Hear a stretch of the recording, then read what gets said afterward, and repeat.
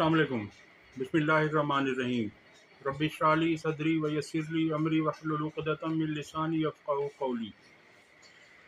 दो तीन अहम तरीन ख़बरें आपके सामने रखेंगे। सबसे पहली ख़बर इस्लामाबाद हाई कोर्ट के जस्टिस अतहर मिनल्ला का एक नोट है, वो आपके सामने रखेंगे और उससे आपको वाज़ेह हो जाएगा कि क्या 26वीं आईनी तरमीम सुप्रीम कोर्ट से कलअदम करार हो पाएगी या नहीं, क्योंकि इस आईनी तरमीम में और जो मज़ीद ये 27वीं आईनी तरमीम करने का इरादा रखते हैं उसमें क्या ऐसी सूरत हाल पैदा हो सकती है कि सुप्रीम कोर्ट उसे स्ट्राइक डाउन कर दे। तो आप सुनिए कि कितना खूबसूरत इजाफी नोट तहरीर किया है जस्टिस अतहर मिनल्ला ने।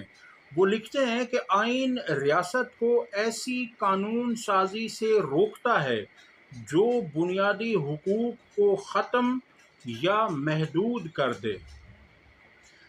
अब देखिए कि इन्होंने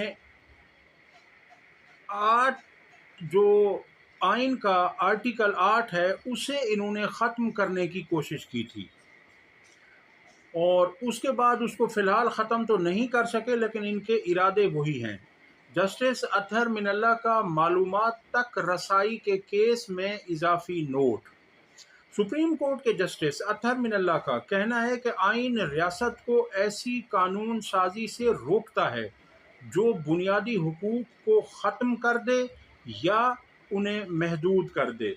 वो कहते हैं ये नाकाबिले तसव्वुर है कि सुप्रीम कोर्ट शहरियों के बुनियादी हुकूक छीन ले। यानी यहाँ वो बात कर रहे हैं सुप्रीम कोर्ट की कि सुप्रीम कोर्ट छीन ले। इसका क्या मतलब है? मतलब ये है कि अगर रियासत ऐसी कानून साजी करके आती है और सुप्रीम कोर्ट उस पर आंखें बंद करके बैठ जाती है, उसे अनडू नहीं करती, तो फिर ये सुप्रीम कोर्ट ही उसका कसूरवार तसव्वुर होगी। वो कहते हैं कि अवामी एतमाद ख़त्म हुआ तो अदलिया की आज़ादी कमज़ोर पड़ जाएगी। सुप्रीम कोर्ट की कुव्वत सिर्फ अवाम का एतमाद है। सुप्रीम कोर्ट में मालूमात तक रसाई के केस में जस्टिस अतहर मिनल्ला ने उर्दू में इजाफी नोट जारी कर दिया। नोट के मतन के मुताबिक वो कहते हैं कि दुरुस्त है कि आर्टिकल 19A के बुनियादी हक का इस्तेमाल मुनासिब पाबंदियों के ताबे है। जाहिर सी बात है कि हमारा आइन कहीं पाबंदियां भी लगाता है हम पर, तो हमें उन पाबंदियों का भी एहतराम करना चाहिए, लेकिन उसके अलावा जो हमें आज़ादी है, जिसकी हमें इजाज़त है, उस इजाज़त को बजा आवरी के लिए हम पर कोई कदगने भी नहीं होनी चाहिए। वो कहते हैं कि मुनासिब पाबंदियों की इस्तिलाह मगर पार्लिमान को आईनी हक का दायरा महदूद करने का इख्तियार नहीं देती। जस्टिस अतहर मिनल्ला ने कहा कि आर्टिकल 8 रियासत को ऐसी कानून साजी से रोकता है जो बुनियादी हुकूक को ख़त्म या महदूद कर दे। सुप्रीम कोर्ट बुनियादी हुकूक के तनाजुर में दीगर इदारों के इक़दामात का अदालती जायज़ा लेती है। ये नाकाबिले तसव्वुर है कि सुप्रीम कोर्ट शहरियों के बुनियादी हुकूक छीन ले। इजाफी नोट के मुताबिक अवाम ये समझें कि बुनियादी हुकूक के मुहाफ़िज़ खुद हुकूक महदूद करने में मुलव्वस हैं तो उनका एतमाद ख़त्म हो जाता है, जैसा कि आजकल हो रहा है। क्योंकि अवाम ये समझते हैं कि जिन्होंने हमारे हुकूक का तहफ़्फ़ुज़ करना था वही हमें हुकूक से महरूम किए जा रहे हैं, वही हमारे हुकूक छीने जा रहे हैं। तो फिर उनका कहना है कि फिर एतमाद ख़त्म हो जाता है। अवामी एतमाद ख़त्म हुआ तो अदलिया की आज़ादी कमज़ोर पड़ जाएगी। सुप्रीम कोर्ट के पास तलवार या ख़जाने का कोई कंट्रोल नहीं। सुप्रीम कोर्ट की कुव्वत सिर्फ अवाम का एतमाद है। इजाफी नोट में जस्टिस अतहर मिनल्ला ने साबिक चीफ जस्टिस काजी फ़ायज़ ईसा के फ़ैसले से इत्तफ़ाक़ करते हुए कहा कि मालूमात तक रसाई का हक बदउनवानी के ख़िलाफ़ एक किला है। याद रहे कि ये 3 रुकनी बेंच था जिसमें जस्टिस अतहर मिनल्ला और जस्टिस काजी फ़ायज़ ईसा और एक और जज थे। तो उनका اوپر اضافی نوٹ ابھی آیا ہے۔ وہ کہتے ہیں کہ ججز ملازمین کی مراعات سپریم کورٹ کا بجٹ عوامی اہمیت کے حامل اور شہریوں کی دلچسپی کے موضوع ہیں۔ شہریوں کو معلومات کی فراہمی کے لیے درخواست دائر کرنے کی ضرورت ہی نہیں ہونی چاہیے۔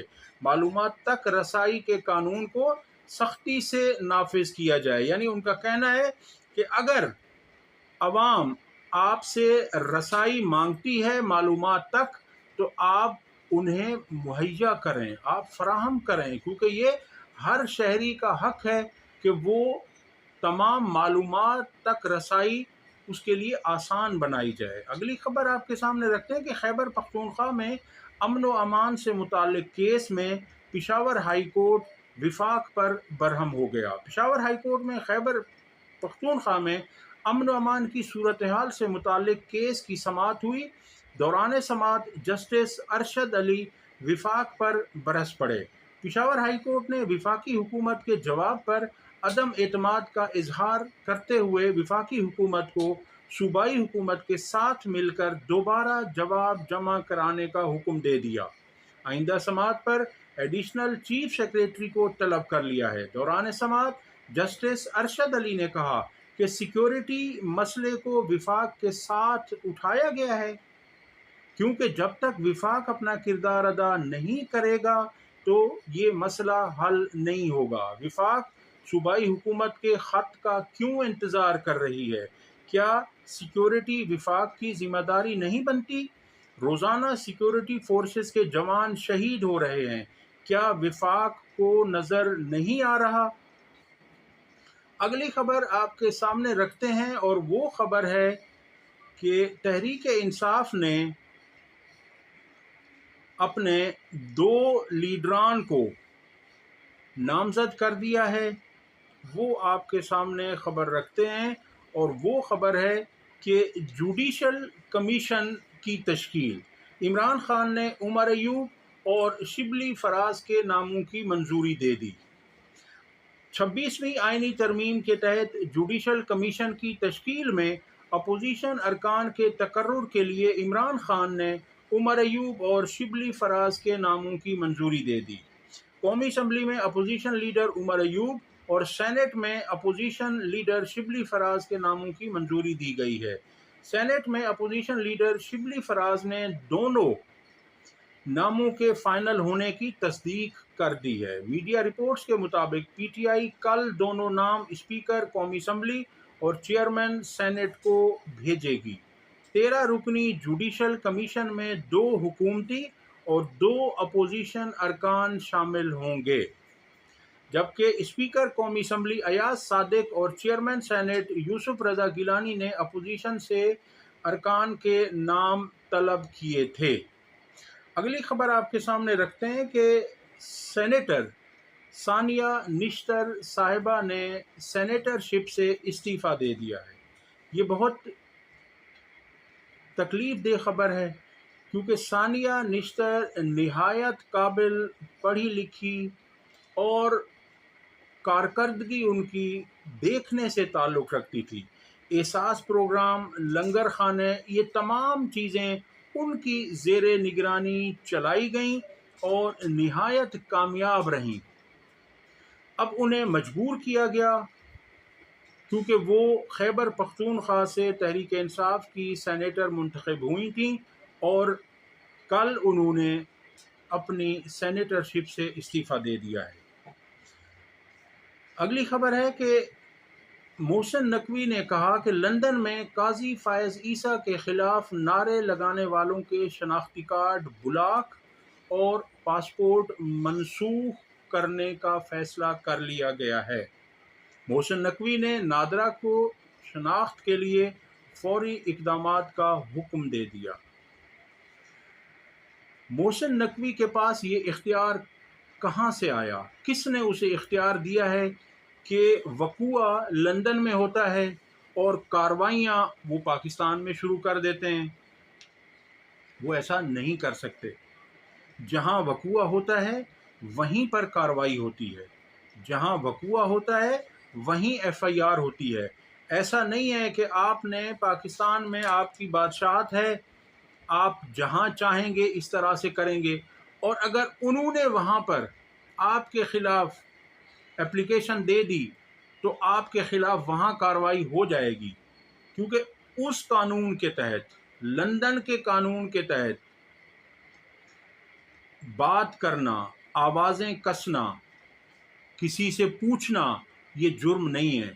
تو آپ ان کو اس طرح سے مجبور کر رہے ہیں، اور آپ اس طرح سے نہ کریں۔ وہ سب جانتے ہیں کہ کہیں کچھ ہوا ہے تو آپ یہاں پر ان کے خلاف کارروائیاں شروع کرنے کا عندیہ دے رہے ہیں اور ان کو دھمکا رہے ہیں، تو ایسا نہیں ہوتا۔ اسی پر سینئر صحافی مطیع اللہ جان نے بھی کچھ بات کی ہے۔ وہ کہتے ہیں کہ وزیر داخلہ محسن نقوی نے قاضی فیض عیسیٰ کی حفاظت پر مامور لندن کے پولیس کانسٹیبل کو معطل کرنے کے احکامات جاری کر دیے ہیں۔ اب یہ مطیع اللہ جان نے طنز کی ہے سینیٹر صاحب آپ پر، کیونکہ آپ کو یہ اختیار نہیں ہے۔ وہ کہہ رہے ہیں کہ اگر ایسا ہے تو پھر آپ نے تو وہاں پر جو قاضی فیض عیسیٰ کی حفاظت پہ مامور لندن پولیس کا جو کانسٹیبل تھا اسے بھی پھر آپ ہی معطل کرنے کا اختیار رکھتے ہیں۔ آپ نے تو، انہوں نے کہا کہ وہ معطل بھی کر دیا، حالانکہ ایسا نہیں ہے۔ تو آپ تھوڑا سا دیکھیں، یہ بات ہے کہ آپ کے پاس بہت اختیارات ہیں، آپ کے پیچھے بہت بڑی طاقت ہے، اسی لیے آپ کو پاکستان بھر کے تمام عہدے اٹھا کر دے دیے گئے، حالانکہ آپ کی قابلیت اور کارکردگی صفر ہے۔ وزیر اعلیٰ پنجاب آپ کو بنایا گیا، جو آدھے سے زیادہ پاکستان ہے۔ پی سی بی کا چیئرمین آپ کو بنایا گیا، اور آپ نے کرکٹ کا یہ حال کیا ہے کہ وہ بالکل تباہ ہو چکی ہے۔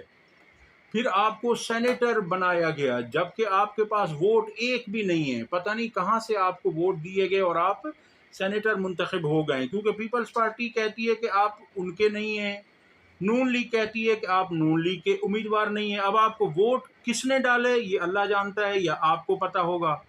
اور پھر اس کے بعد اب آپ کو ماشاءاللہ سے وفاقی وزیر داخلہ بنا دیا گیا، تو پاکستان کے سارے عہدے تو آپ کے پاس ہیں، پر آپ اتنا بھی اب جو ہے نا وہ نہ کریں کہ ہر چیز میں آپ اپنی ٹانگ اڑا رہے ہیں۔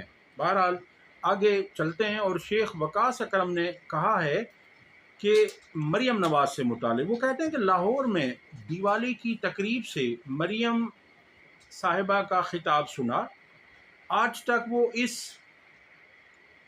قابل نہیں کہ سامنے پرچیاں رکھے بغیر اعتماد سے بات کر سکیں۔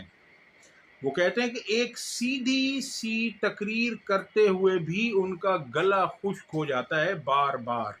وہ کہتے ہیں مزے کی بات یہ ہے کہ پہلے مریم نے فرمایا کہ میرے والد نے لفظ اقلیت استعمال کرنے سے منع کیا ہے، اور پھر آگے ساری تقریر میں وہی لفظ بار بار استعمال کرتی رہیں، مجبوراً، کیونکہ پرچی پر متبادل لفظ جو نہیں لکھا ہوا تھا، اور جو متبادل لفظ لکھ کر ہی نہیں دیا تھا پرویز رشید نے، تو پھر مریم کا کیا قصور، کیونکہ وہ تو انہوں نے وہی پڑھنا ہے جو ان کے سامنے لکھا ہوا ہے۔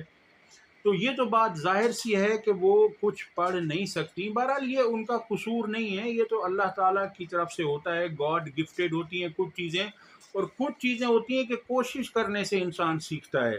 تو عمران خان نے صحیح کہا تھا کہ ایک تو یہ پڑھے لکھے نہیں ہیں، اور دوسرا یہ کوشش بھی نہیں کرتے۔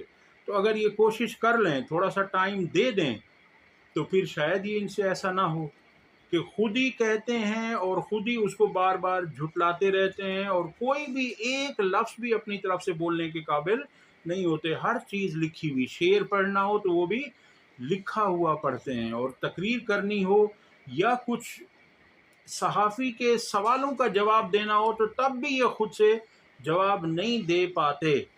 نواز شریف کا کیریئر بھی آپ کے سامنے ہے کہ وہ کیسے انٹرویو دیا کرتے تھے، اور مریم نواز کا انٹرویو بھی جو خصوصاً انہوں نے منصور علی خان کے ساتھ دیا تھا وہ بھی آپ کے سامنے ہے۔ اگر یاد نہیں ہے تو یوٹیوب پر ہے، وہ آپ اٹھا کر دیکھ لیجئے گا۔ اب تک کے لیے اتنا ہی۔ ویڈیو پسند آئی ہو تو لائک اور شیئر کریں، اور چینل کو ضرور سبسکرائب کریں۔ اللہ حافظ۔